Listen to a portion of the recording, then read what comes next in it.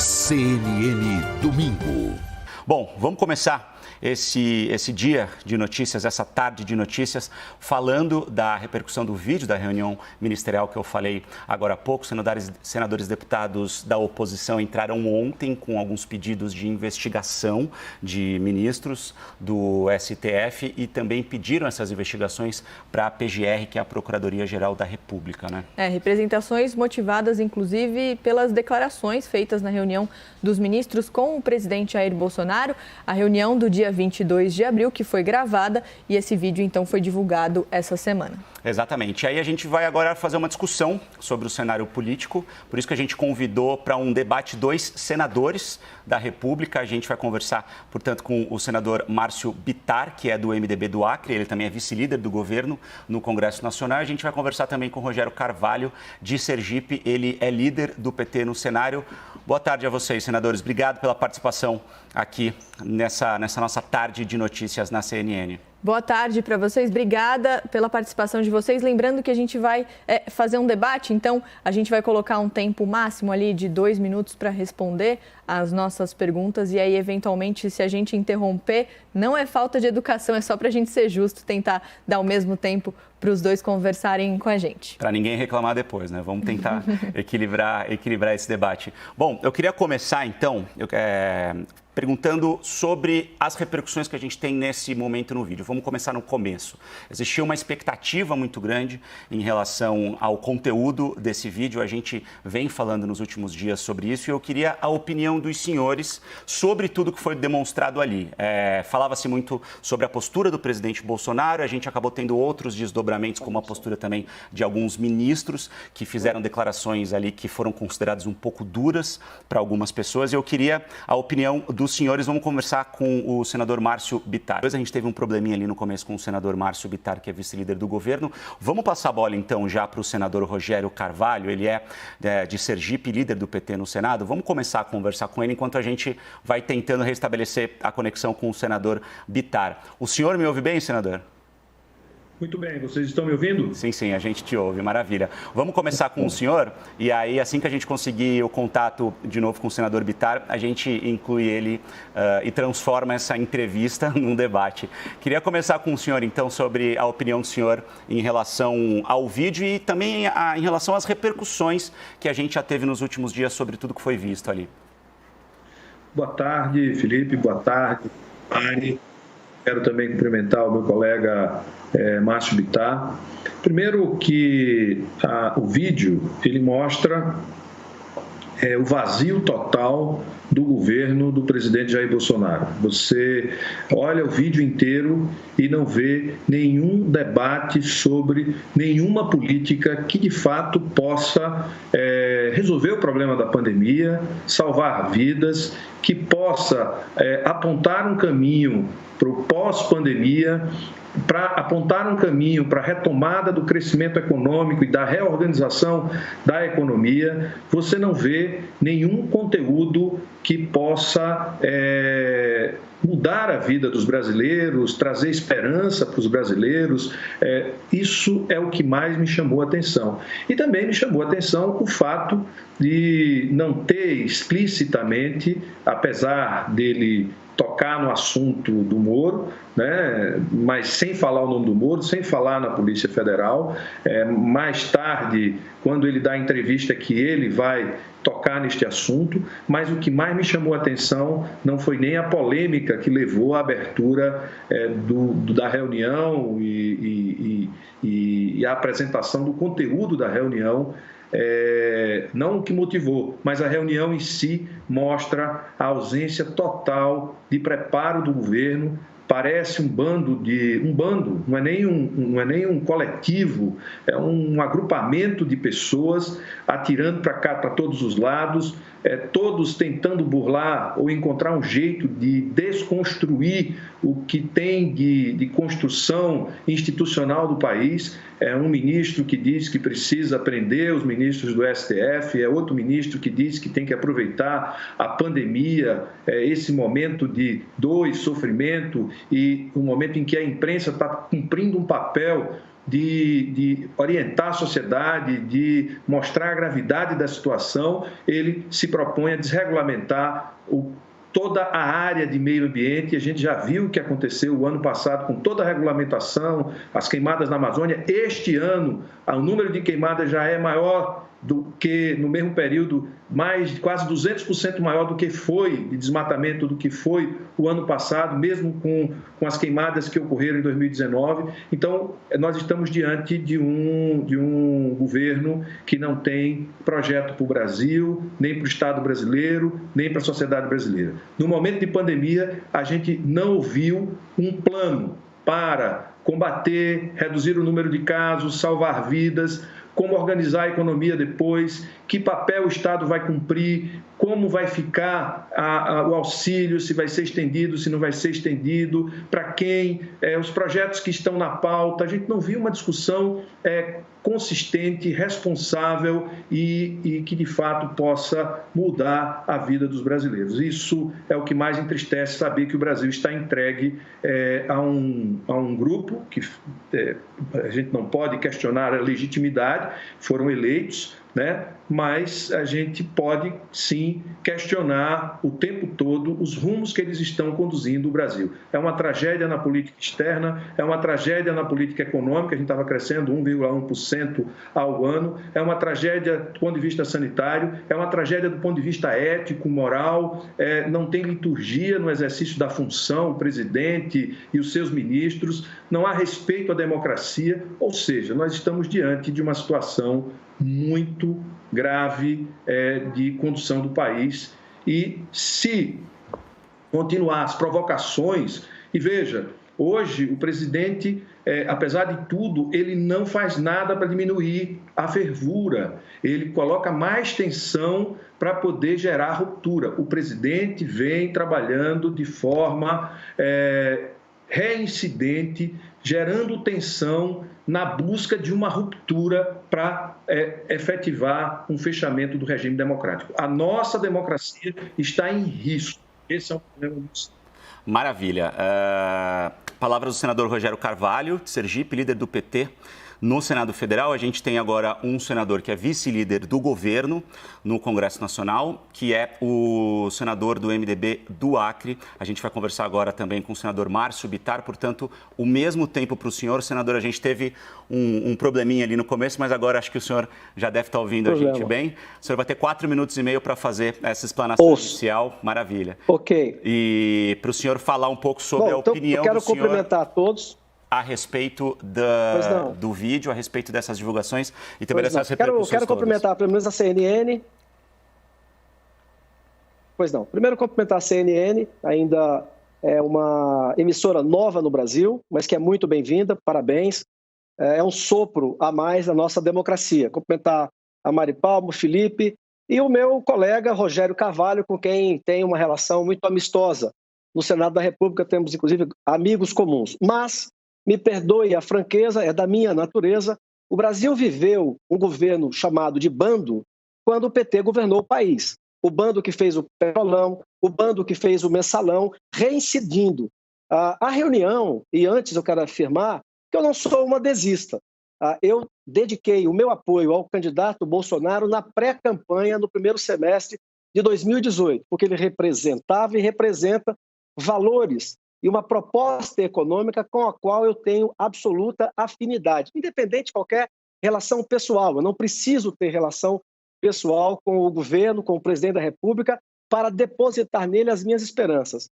Com relação à reunião, eu acho hipocrisia o país que tem carnaval, onde um grupo de pessoas defende um monte de ideias, casamento de homem com homem, de mulher com mulher, famílias de todo tipo, de homens com filhos, que defende a liberação de drogas. O Supremo Tribunal Federal, que já assistimos debates entre ministro Barroso e Gilmar Mendes, entre Gilmar Mendes e Joaquim Barbosa, entre Lewandowski e Gilmar, com acusações gravíssimas. Vamos lembrar, o Barroso chegou a dizer a respeito do Gilmar Mendes, que além que ele era do mal, que ele envergonhava a corte, ele disse uma coisa gravíssima, que o Gilmar votaria por interesses que não eram os da justiça. E isso não virou nada. O Gilmar, respondendo ao Barroso, disse a ele que ele devia, antes de qualquer coisa, usar alguém, deveria primeiro fechar a sua banca. No Rio de Janeiro, é uma ilação clara a possibilidade, segundo o Gilmar Mendes, de que um ministro do Supremo Tribunal Federal ainda mantinha, talvez sobre outros termos, mas uma banca de advocacia, o que é proibido para quem vai para o Supremo Tribunal Federal. Ora, imagina se eles, numa gravação que o Brasil inteiro está assistindo, se acusam mutuamente de desserviço ao país. Um já acusou o outro que estava acabando com a justiça no Brasil, fora o ativismo político, judiciário do Supremo Tribunal Federal. Imagina se eles fazem isso, essas brigas que todos assistimos, na frente das câmaras, imaginam o que eles dizem nos bastidores. Então, acusar o governo e os seus ministros por ter dito palavrão é de uma hipocrisia sem tamanho. Nós, no Senado da República, se gravasse o que nós falamos com alguns colegas, mesmo de oposição e situação, até mesmo com relação a certas decisões do Supremo Tribunal Federal, eram impublicáveis. Então, é hipocrisia. E fora a questão dos palavrões, evidentemente, quando vem à tona, ninguém gosta, mas eu acho que o Celso de Mello, com todo respeito, prestou um desserviço ao país. A quem interessa você revelar a estratégia do governo brasileiro, é um interesse nacional, onde o ministro da Economia está falando da questão do Brasil, do que está fazendo, de como estão as finanças do Brasil. O ministro Ricardo Salles, e me perdoe a franqueza, conheço bem esse tema, ele está dizendo de uma coisa que eu estudo há 30 anos. É bom que aproveitar a audiência da CNN e dizer: o Brasil é o único país do planeta, e isso é uma vergonha, que tendo recursos naturais na Amazônia não pode se utilizar dele. E sabe por quê? Porque um monte de regrinhas, norminhas, burocratização proíbe. E sabe o que nós, da Amazônia, do norte do Brasil, ganhamos até agora com essa campanha de países como a Noruega, que vive de petróleo e gás, mas banca a ONG no Brasil para fazer campanha para que nós não usemos nossos recursos naturais? O que nós ganhamos com isso até agora? Pobreza. Qual a região mais pobre do Brasil? Infelizmente, a região norte, que eu represento com muito orgulho, ganhou esse lugar do Nordeste. Somos hoje a região mais pobre do país. É isso que ganhamos? Por ter 84% do bioma amazônico preservado? Então, é preciso que a gente busque alguma coisa para sair dessa crise. Eu quero parabenizar o Davi Alcolumbre, que, em nome do Congresso Nacional, construiu um acordo entre os executivos, legislativo e judiciário, que estava no momento em que ninguém conversava mais com ninguém, e esse diálogo, liderado por ele, em nome de todos nós do Senado, provocou o projeto, que agora será sancionado, de ajuda aos estados e municípios todos do Brasil. E o governo do presidente Bolsonaro está, sim, cumprindo uma senador, agenda... preciso interromper o senhor, porque o tempo do senhor já estourou, senador. Trancar os seus estados e municípios, e a conta quem está pagando é o governo federal. Pois não, desculpa. A gente precisa interromper para dar o tempo exato para cada um, para a gente ser justo aqui nessa discussão. O senador Márcio chegou a falar sobre o ministro Ricardo Salles, do Meio Ambiente. Inclusive, a gente está aqui discutindo senadores e deputados da oposição que entraram ontem com pedidos de investigação de ministros junto ao Supremo Tribunal Federal e à Procuradoria-Geral da República. E os alvos desses pedidos da oposição são justamente dois ministros, entre eles o Ricardo Salles, do Meio Ambiente, que sugeriu que o governo federal aproveite o momento para, entre aspas, ir passando uma boiada ao promover também, entre aspas, reformas de desregulamentação ambiental, e também a ministra Damares Alves, do Ministério da Mulher, da Família e dos Direitos Humanos, que sugeriu a prisão ali de governadores e prefeitos que adotam medidas de restrição como isolamento social. Fechando um pouquinho aqui a nossa discussão agora para falar justamente sobre esses dois casos. Exatamente. Vamos por partes. Vamos começar com as declarações do ministro Ricardo Salles. A gente queria ouvir vocês dois em relação a essas declarações. Ele disse o seguinte: precisa ter um esforço nosso aqui, enquanto estamos nesse momento de tranquilidade, no aspecto de cobertura de imprensa, porque só fala de Covid, ir passando a boiada e mudando todo o regramento e simplificando normas. Qual a opinião dos senhores em relação a isso? Os críticos dizem que o ministro deu a entender que precisava aproveitar esse momento, que o foco estava na Covid, para tomar medidas impopulares. Vamos começar agora, dessa vez, com o senador Bittar. Olha, com todo respeito, mas eu não posso deixar de falar o que eu já venho repetindo no Congresso Nacional. Eu lamento profundamente, mas há um espírito de vassalagem no Brasil, em que quase toda a mídia, quase toda ela entrou, e que faz uma pressão sobre a região amazônica a partir de premissas que não se comprovaram, que nós é que aquecemos o planeta. Quem aquece o planeta, em primeiríssimo lugar, 99%, o clima no planeta é pelo Sol, por isso que é sistema solar, mais as algas marinhas, mais os vulcões. A ação humana, ela tem a capacidade de alterar o microclima. É o Rio Tietê, em São Paulo, que acabaram com ele. No meu estado, que foi governado pela turma da Marina Silva por 20 anos. É lá o Igarapé São Francisco, que corta Rio Branco ao meio, que virou um esgoto a céu aberto. O maior problema do norte do Brasil, na questão ambiental, não é desflorestamento. O maior problema do norte do Brasil, do ponto de vista, e o meu colega Rogério, que é médico, o maior problema ambiental do norte e de saúde pública é esgoto a céu aberto. Nós somos a região menos assistida do Brasil. Nós não temos 8% das residências do norte do país assistida por saneamento básico, água e esgoto. Então, isso é um grande problema ambiental. Isso é um grave problema ambiental. Agora, o que transformaram? Transformaram toda a questão amazônica, nós perdemos a soberania sobre ela. Me espanta e me envergonha quando eu vejo políticos, jornalistas, escritores, dizendo, olha, nós não podemos mexer na Amazônia sob pena do mundo entrar com represálias. Ora, e até ameaçando com a China, que a China não vai mais comprar da gente. Isso é vassalagem. A China, agora, esse ano, não vai produzir 20 milhões de toneladas de soja. O Brasil, de novo, está batendo recorde, mais uma vez, segundo ano consecutivo. Okay. É o país que mais vai produzir soja no mundo. 117 milhões de soja. Eles precisam comer.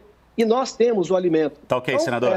Isso não pode servir para entregar o patrimônio amazônico a interesses externos. Maravilha, senador. Vou passar a bola agora para o senador Rogério Carvalho, falando nesse momento sobre as declarações do ministro do Meio Ambiente. Por favor, senador.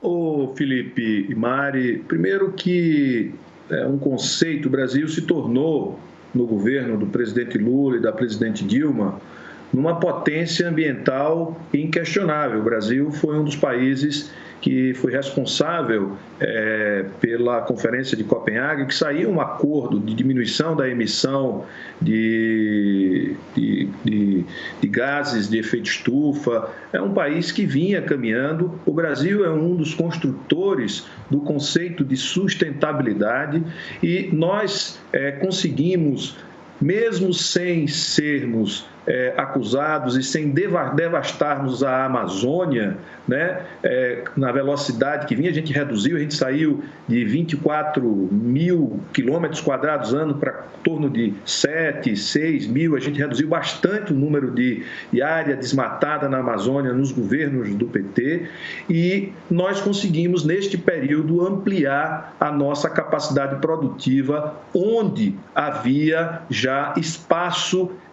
para a produção. Então, não foram as regras ambientais, nem as normas ambientais brasileiras que impediram o aumento da produção agrícola no país. O que aumentou e permitiu foi a incorporação de tecnologia, foi política de crédito correta, foi o Plano Safra, foi o Seguro Safra, foi a agricultura familiar que se reestruturou. Ou seja, o que importa, na verdade, e a gente precisa deixar a belicosidade de lado,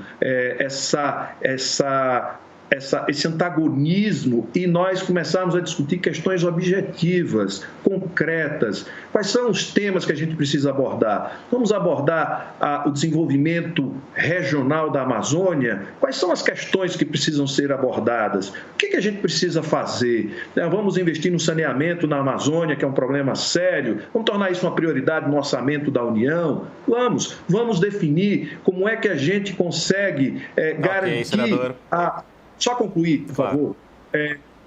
Vamos garantir que os povos indígenas tenham a preservação das suas espaços, das suas áreas, por serem donos desde quando eles já estavam aqui quando nós chegamos. Então, a gente precisa discutir questões objetivas, sem grandes belicosidades, porque isso não leva à construção de um país civilizado. Mais uma vez, a gente pede desculpa por ir interrompendo, mas é só para a gente ser justo com os dois lados e tentar dar o mesmo tempo para os dois, para a gente conseguir ter um debate equilibrado aqui, né? Para você que chegou agora aqui na nossa programação da CNN, a gente está no meio de um debate entre dois senadores, o Márcio Bittar, do MDB do Acre, que é vice-líder do governo no Congresso Nacional, e também com o Rogério Carvalho, de Sergipe, que é líder do PT no Senado. Os dois aqui ajudando a gente a repercutir a divulgação do vídeo da reunião ministerial do dia 22 de abril, que, segundo o ex-ministro da Justiça, Sérgio Moro, mostra uma tentativa de interferência do presidente Jair Bolsonaro na Polícia Federal. A gente está repercutindo também a fala de ministros. E agora eu queria perguntar para os senhores sobre a fala da ministra Damares Alves, do Ministério da Mulher, da Família e dos Direitos Humanos. Ela sugeriu ali a prisão de prefeitos e governadores, disse a pandemia vai passar, mas governadores e prefeitos responderão processos e nós vamos pedir, inclusive, a prisão de governadores e prefeitos. Nós estamos subindo o tom, discursos estão chegando, nosso ministério vai começar a pegar pesado com governadores e prefeitos. Eu queria saber a opinião dos senhores em relação a isso, lembrando que a gente tem um tempo aqui de 2 minutos para cada resposta, então quando a gente interrompe aqui é só para ser justo com o tempo. Então vamos começar agora então com o Rogério Carvalho, de Sergipe. Bom, primeiro, eu acho que nós precisamos ter políticas e um governo que construa uma equação que coloque todos os brasileiros dentro. Nós não devemos subir o tom ou baixar o tom ou ser agressivo.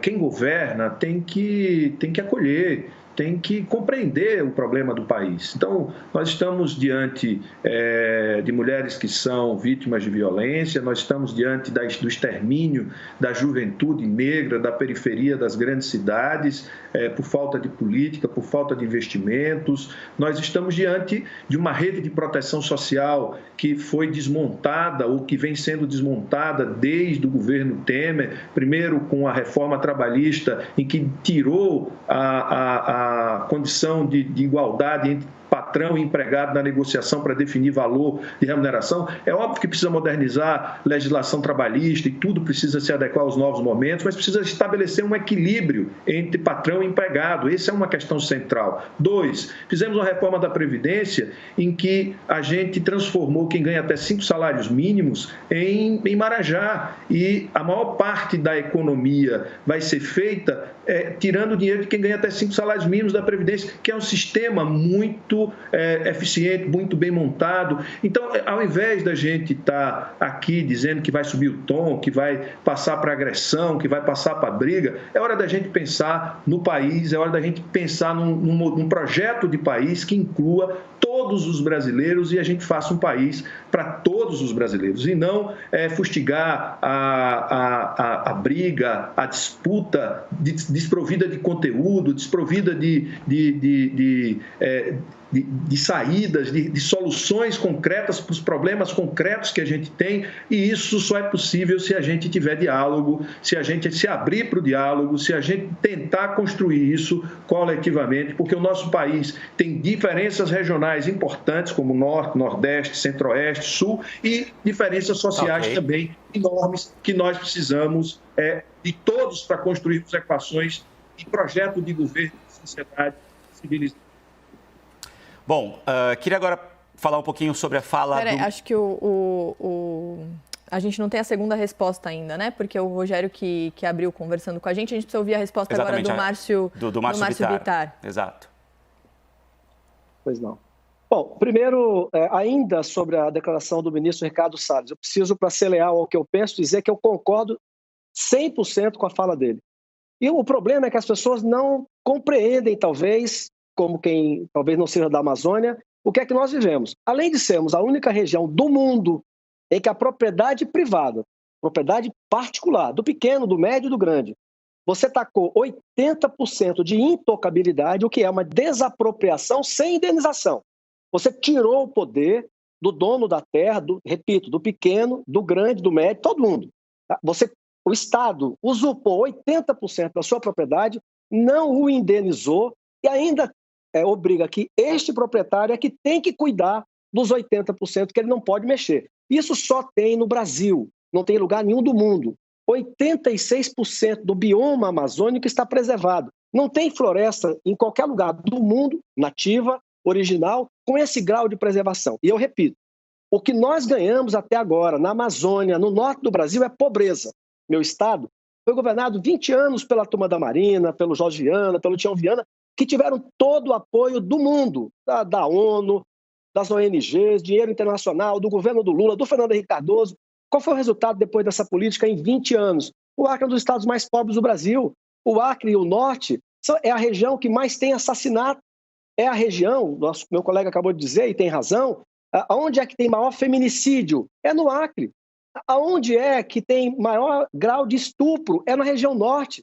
Quer dizer, então, o que ganhamos até agora, com o mundo inteiro mandando na Amazônia, foi pobreza.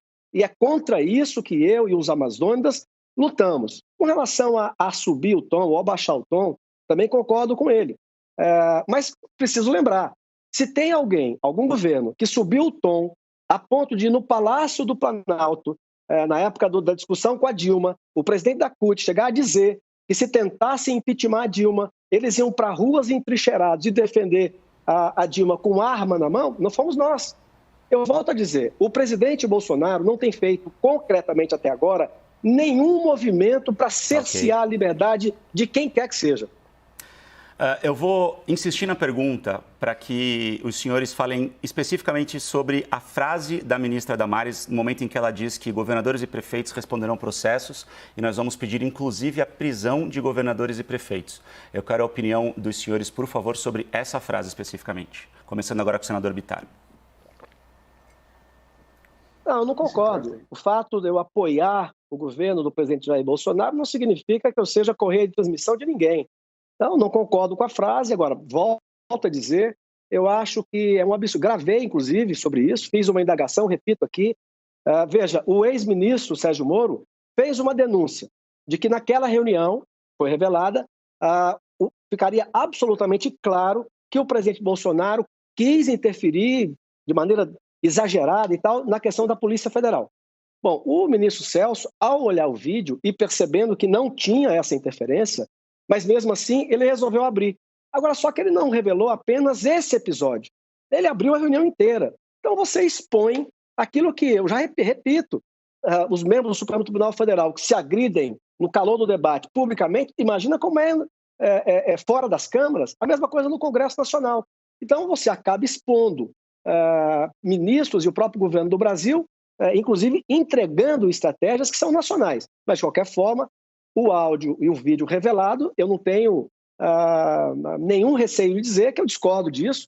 Acho, sim, que aconteceram alguns exageros, pessoas na beira da praia sendo presas, acho que isso é um exagero injustificável. Agora, também é exagero qualquer ministro dizer que vai entrar para prender com ação. Quer dizer, entrar com ação, qualquer um tem o direito de entrar. Mas a fala de um ministro dizendo que vai entrar com ação para prender governador e prender ministro também não ajuda em nada ao clima que nós temos que recuperar a favor do Brasil. Muita coisa está sendo feita, muito ainda tem para se fazer. Vamos só lembrar que talvez esse programa de distribuição emergencial de R$600 por mês são 50 milhões de brasileiros que estão recebendo. E agora, na quinta-feira, o presidente da República já disse que vai estender por mais um mês ou 2 meses, talvez não com o mesmo valor. Então, o governo está fazendo muita coisa, os governadores também, eu acho que é mais do que na hora, gravei sobre isso também, dos governadores, o presidente e os prefeitos, principalmente das capitais, começarem a buscar o que tem em comum para a gente sair da pandemia e recuperar a economia do Brasil.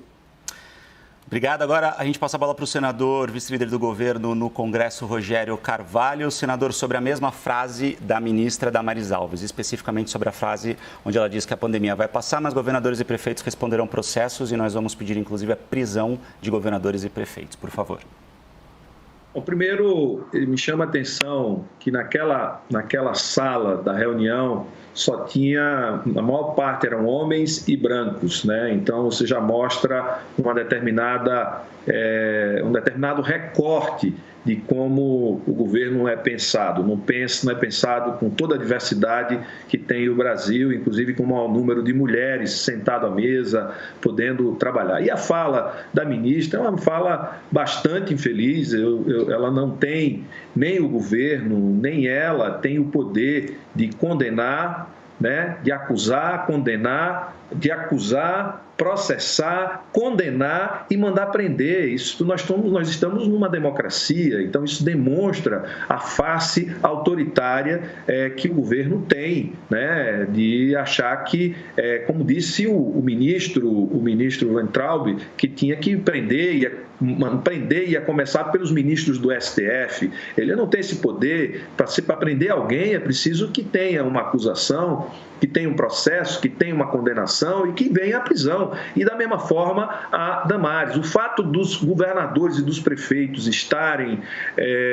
fazendo o isolamento social, insistindo no isolamento social, que é boicotado sistematicamente pelo presidente Jair Bolsonaro, eu na minha condição de médico, eu quero dizer que graças aos prefeitos e aos governadores que estão fazendo isolamento social, a gente não tem uma catástrofe sanitária, porque o presidente tem proposto a imunidade de rebanho. A imunidade de rebanho que ele propõe levaria 700 mil brasileiros à morte, certo? Então, é importante dizer que se hoje a gente tem já esse número absurdo de mais de 20 mil, mais de 21 mil mortes, e não é muito mais, é por conta do trabalho dos governadores, dos prefeitos que têm insistido no isolamento social. E se tivéssemos tido um isolamento mais perfeito, que a ministra diz que vai prender governadores e prefeitos porque tem feito isolamento, porque tem cuidado da vida das pessoas, certo? Não fosse isso, estaríamos numa situação muito pior.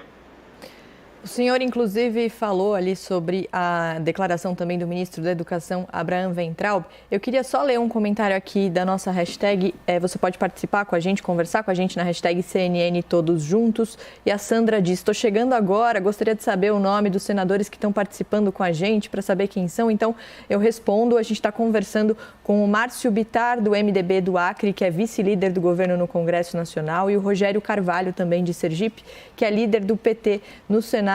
Os dois ajudando a gente a entender aqui a repercussão da divulgação do vídeo da reunião ministerial e também as falas dos ministros durante essa reunião. Aproveitando que o Rogério já falou ali sobre a declaração do Abraham Weintraub, eu queria jogar esse assunto agora para vocês, começando inclusive pelo Rogério, para a gente desenvolver um pouquinho melhor. Durante a reunião, ele disse, inclusive, sugeriu ali que os ministros do Supremo Tribunal Federal sejam presos, e eu queria saber, como os senadores, o que os senhores acham em relação a essa declaração e de que maneira ela pode afetar a relação entre os poderes, começando agora então com o Rogério. Primeiro, se eu fosse o presidente da República numa democracia e um ministro meu fizesse uma declaração dessa em ambiente fechado ou em ambiente público, eu o demitiria. O demitiria porque o ministro ele tem a responsabilidade de ser representante do presidente e da República Federativa do Brasil, que é institucionalmente conformada pelo Poder Executivo, Judiciário e Legislativo. Ninguém pode dizer que deseja prender um ministro e chamar de bandido ministros do Supremo Tribunal Federal. E ainda por cima, ele estava se referindo ao ministro, que é o decano, uma pessoa que, com todas as isenções que nós todos sabemos. Então, a primeira questão é essa. Ele é muito infeliz na declaração dele e ele demonstra, como eu disse, a vontade e o desejo, que não é só dele. Ali foi manifesto o desejo de ter uma ação autoritária do governo como um todo, dele, da Damares, do Salles e de outros que também se manifestaram, mas esses foram de forma explícita, né, claros ao demonstrar a sua intenção intenção autoritária de enfrentar e de desestabilizar e de desmoralizar e de acabar com determinadas instituições que conformam a República Federativa do Brasil,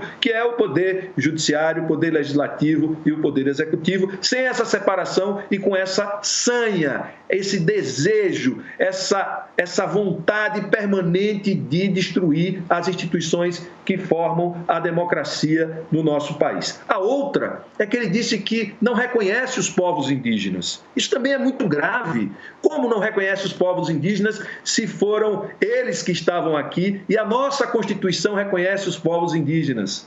As terras da Amazônia e as reservas é uma definição da Constituição do Brasil. Ele tem o dever de garantir o cumprimento da Constituição, assim como o presidente da República tem, assim como o STF tem e assim como nós, parlamentares, o Congresso Nacional, temos. Se nós queremos mudar a Constituição, vamos fazer o debate no plenário do Congresso para que a gente discuta, mas em cima de teses, e vamos fazer o debate aberto com a participação da sociedade para a gente redefinir que Brasil é que a gente quer. Mas na força, sob pressão, isso me cheira a um ataque direto à democracia e a um desejo autoritário velado de todos os ministros do presidente. Agora, então, a gente ouve a opinião do senador Márcio Bittar, do MDB do Acre, que é vice-líder do governo no Congresso Nacional, também sobre a declaração do ministro da Educação, Abraham Weintraub, sugerindo ali que os ministros do STF sejam presos. Senador. Bom, eu, com 16 anos de idade, estava na rua com milhares de brasileiros lutando pela reabertura democrática, lutando para que nós voltássemos a ter o direito de eleger nossos representantes. Enfim, eu não peguei, até pela idade que tenho, não peguei a fase mais dura do regime militar, mas peguei ali aquele final da década de 70, onde o Brasil foi às ruas recuperar o seu direito, a sua liberdade, o direito de imprensa, o direito de organização. Então, lógico que eu não concordo com nenhuma declaração de quem quer que seja dizendo que vai prender ou por ele prenderia ministros. Quer dizer, acho que são declarações assim, vindo de ambas as partes, que aumenta a temperatura quando não deveria. Agora, eu também preciso lembrar que a educação no Brasil, e isso que eu acho que é o problema, que uma declaração como essa, ela tira o foco. O foco deve ser o quê? Nós temos uma educação no Brasil que está na UTI há décadas. Uma das maiores injustiças que o Brasil tem é o sistema universitário. Homens e mulheres pobres e humildes desse Brasil, principalmente Nordeste, Norte e Centro-Oeste, pagam, porque trabalham, e pagam a Universidade Federal, mas não têm acesso a ela. E ela gasta uma fortuna e não está entregando ensino de qualidade. O Brasil subiu, em menos de 15 anos, de praticamente 4% do PIB para mais de 6% do PIB de gasto com a educação, e isso não se manifestou na qualidade do nosso ensino. E esse é o problema.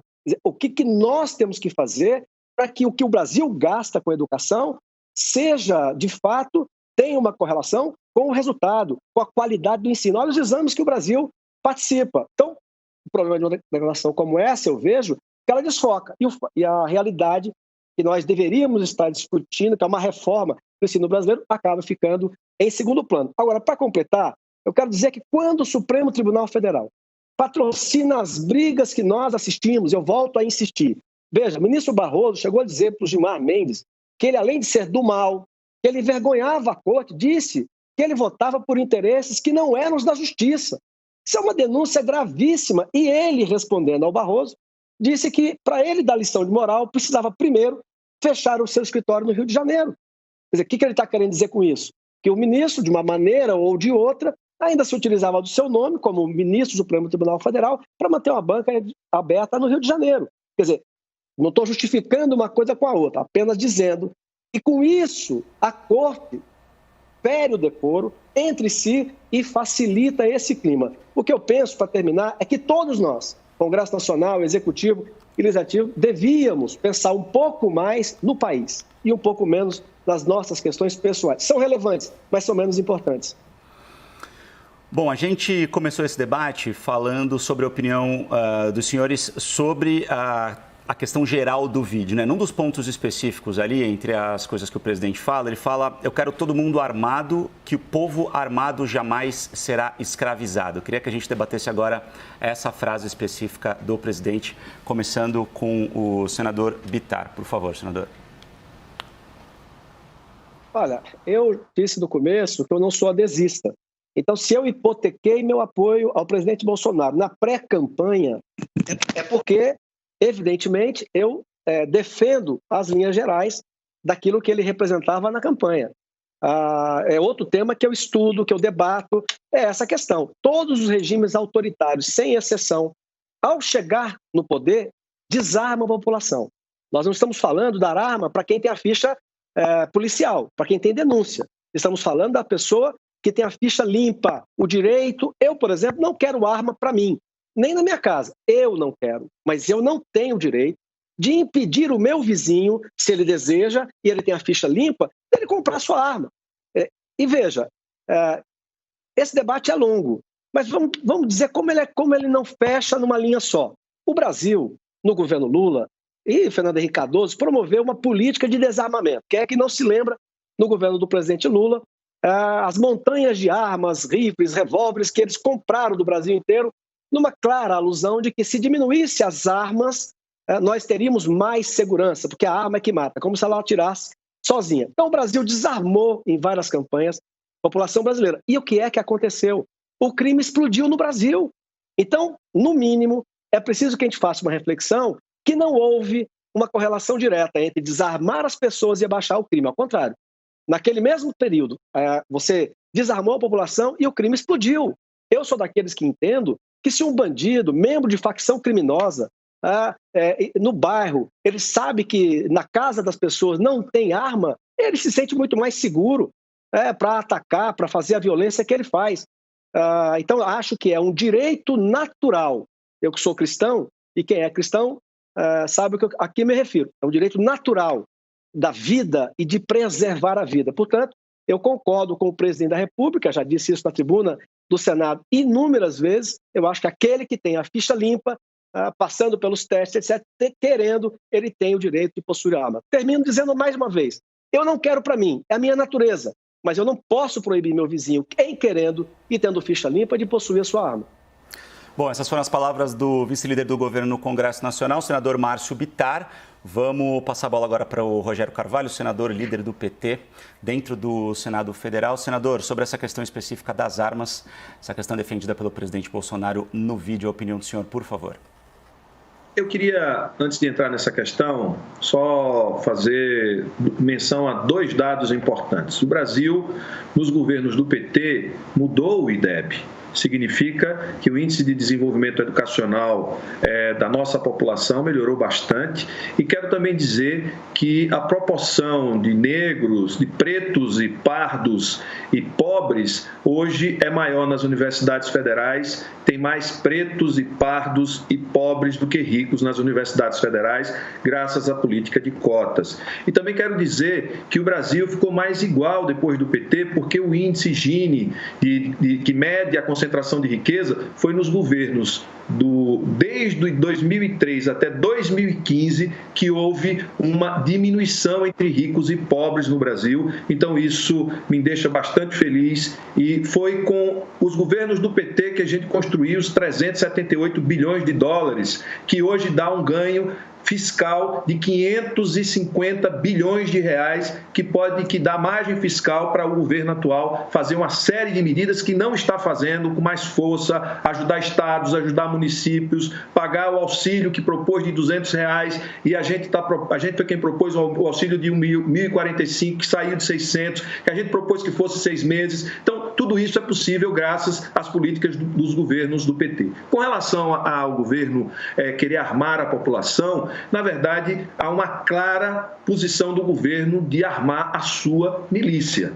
Veja, segurança e armar o povo, as pessoas, o cidadão, não é considerado algo que diminui a violência. Se olhar os Estados Unidos, a violência nos Estados Unidos é muito maior do que nos países europeus e os americanos são muito mais armados do que os europeus. Quando a gente pega os estudos, quando há liberação do uso de arma, o número de mortes por arma de fogo também aumenta. A questão da violência, do crime, tem outras coisas que aconteceram que foram a ação dos governos do Estado. A incorporação de inteligência com sistemas os CIOPs, que foram depois da Olimpíada, que foi distribuído para os estados, que você integrou as polícias, que você integrou câmeras, uma série de outros recursos para concluir que foram fundamentais para a redução da violência e da mortalidade e do índice de homicídio no nosso país, com políticas específicas, principalmente adotadas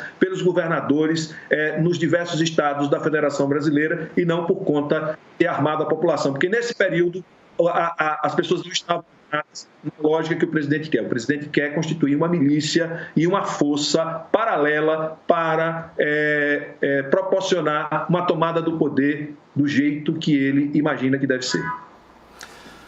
Bom, outro assunto foi que, inclusive, é alvo dessas investigações, desses pedidos de investigação ao STF, também à Procuradoria-Geral da República, em relação ao ministro-chefe do Gabinete de Segurança Institucional, general Augusto Heleno.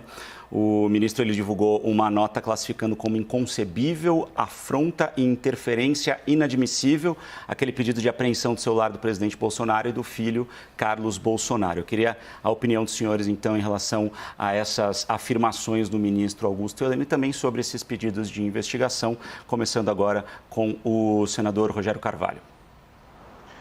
Olha, primeiro eu quero dizer que para pedir o telefone de um presidente da República, eu acho que foi uma medida exagerada. Eu não concordo que o presidente da República tenha o seu telefone devassado, a não ser diante de uma situação muito grave, certo? Como eu não concordo com o que fizeram com a Dilma, que foi o Moro ter divulgado um diálogo entre a Dilma e o Lula, ela na condição de presidente da República, um grampo ilegal que foi mandado ser suspenso e o Exército, o general Heleno, nenhum militar se manifestou contra e deu guarida à presidente Dilma naquele momento. Se eu não concordo com o que fizeram com a Dilma, eu não concordo que façam isso com o Jair Bolsonaro. Então a gente tem que ter o mesmo peso e a mesma medida. Eu não acho correto a invasão sobre o espaço do presidente da República, tem um papel institucional e só em situação autorizada, processada, uma situação muito de segurança nacional que isso possa acontecer. O ministro também não pediu o telefone, também tem um exagero. Na verdade, ele pediu para que houvesse uma manifestação só quem poderia pedir isso é o PGR, o Procurador-Geral da República, e com certeza o Procurador-Geral da República vai negar. Agora, o que o ministro fez, aí é outra coisa que a gente precisa questionar. O que o ministro fez foi provocar e ameaçar a democracia com uma fala ameaçadora. Então, isso nós não podemos também aceitar, que nenhum militar da reserva ou da ativa, ou quem quer que seja, ameace as instituições democráticas e a democracia, como vem sendo feito sistematicamente. Na reunião do presidente com seus ministros, são várias demonstrações de confronto e de ameaça às instituições democráticas e à democracia. Assim como o general Heleno defendeu o AI-5, que foi o ato institucional número 5, se não um ato que autorizou prender, torturar e matar milhares de brasileiros que desapareceram, que morreram, que foram torturados nos porões da ditadura que o Márcio lutou contra. Assim como eu já peguei no final as diretas já para poder sair da ditadura, assim como eu lutei contra o Fernando Collor, que a gente fez o impeachment do Collor. Agora, o que nós estamos vendo é um conjunto de ameaças de todos os ministros do presidente Jair Bolsonaro à democracia, e isso é intolerável. Bom, com a palavra agora o senador Márcio Bittar, do MDB do Acre, vice-líder do governo. Por favor, senador. Bom, eu quero aqui, talvez em primeira mão, Rogério, admitir e fazer um reconhecimento público e talvez usar isso como exemplo, como a paixão, o calor do debate não é o melhor remédio para a sensatez.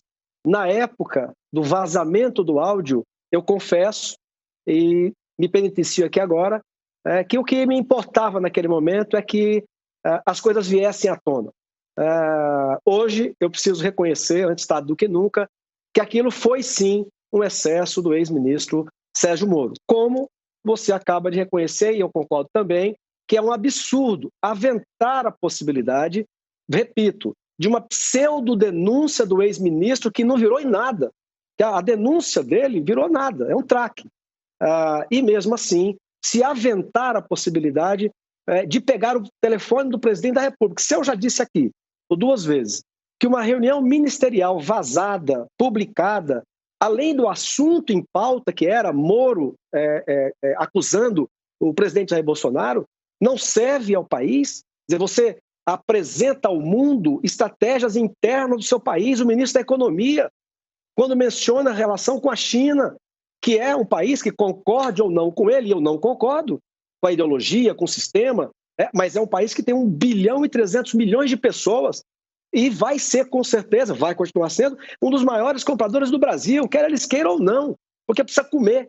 E quem tem esse alimento, em grande parte, é o Brasil. E muito, sim, graças à revolução tecnológica, muito provocado pela Embrapa. Agora, eu não vejo, fora isso, nenhuma manifestação assintosa, nem do presidente da República, nem dos seus ministros, contra a democracia. Eu acho que o que atenta contra a democracia é quando um poder quer invadir o outro. E nós temos vários exemplos, eu poderia citar alguns, do que faz o Supremo Tribunal Federal. Coisas que ele avançou sobre o poder legislativo. Decidiu sobre aborto até o 3º mês de gravidez. Afastou parlamentar no exercício do mandato sem autorização da casa. Afastou da presidência deputado sem condenação penal. Determinou busca e apreensão em gabinetes parlamentares, mesmo com manifestação contrária do Ministério Público. Decisão de que réu não pode assumir a presidência da República. Criminalização da homofobia. Criação das audiências de custódia. Inconstitucionalidade da cláusula de barreira. Isso foi uma interpretação do Supremo que bagunçou total. Nós tínhamos uma lei aprovada no Congresso Nacional estabelecendo, a partir de 2006, uma lei de cláusula de barreira. Ia pôr freio nos partidos. O PDT entrou no Supremo, o Supremo, interpretando a lei, porque ela não é uma letra morta, disse que aquilo era inconstitucional. Continuou a farra no Brasil de criar 40, 50 partidos. Também fez uma interpretação, o Supremo Tribunal Federal, de que a filiação ao partido político novo, isso aí foi o Kassab, que entrou com esse pedido de esclarecimento, e o Supremo Tribunal Federal disse que o parlamentar pode ir para ele, que ele não é infidelidade partidária, e leva o fundo partidário. Isso foi o que bagunçou mais do que nunca o que já era esculhambado, que é o sistema partidário brasileiro. Okay. Isso é uma invasão de competência, clara, do Supremo ao Legislativo. E isso abre brecha para que outras pessoas e manifestações acabam fazendo revide. Agora, nada disso é bom e todo cuidado com a democracia brasileira, que ainda é uma adolescente, todo cuidado é pouco. Maravilha. Hoje é domingo, então a gente não vai mais tomar o tempo dos senhores. A gente agradece muito pela disponibilidade de vocês terem conversado aqui com a gente. A gente teve esse debate super saudável aqui com o senador Márcio Bittar, do MDB do Acre, vice-líder do governo no Congresso Nacional, e também com o senador Rogério Carvalho, de Sergipe, é líder do PT no Senado. Muito obrigado. Vocês sabem, a CNN é o canal do debate, então é por isso que a gente sempre abre espaço para vozes opostas, complementares, enfim, para esses debates que sempre ajudam a gente a entender tudo o que está acontecendo e a esclarecer as situações. Muito obrigado para vocês dois e uma ótima tarde. Eu queria agradecer, Felipe, Mari, e cumprimentar o meu amigo Márcio Bittar, por quem eu tenho muito respeito e consideração, mas agradecer a CNN e parabenizar a CNN por esse início tão exitoso e tão importante para a imprensa brasileira. Parabéns a vocês e a toda a equipe. Bom, eu também termino por onde comecei. A CNN está com alguns meses no Brasil. Eu quero, mais uma vez, dar as boas-vindas à CNN. Ajuda a fortalecer a democracia, a captar opiniões das mais diferentes pessoas e matizes. Então, sejam muito bem-vindos. Muito obrigado pela oportunidade e também mandar ao querido amigo, colega no Senado, Rogério Carvalho, um grande abraço. O parlamento, ele é uma casa em que você aprende a ter as suas opiniões, mantê-las. Eu sou um homem de postura, de posição, assim como ele, e eu admiro quem tem lado, quem tem postura, mas ao mesmo tempo te ensina a conviver. Nós já estivemos juntos, eu e ele, a maior parte da bancada do MDB com a bancada do PT, em momentos importantes, ainda no ano passado, quando estava em jogo o Brasil. Inclusive, era para proteger o Supremo Tribunal Federal de uma CPI que, a nosso ver, naquele momento, se fosse aberta, colocava pânico, incendiaria o país. Então, muito obrigado, Rogério, muito obrigado a vocês. Fiquem com Deus. Um bom domingo. Obrigado.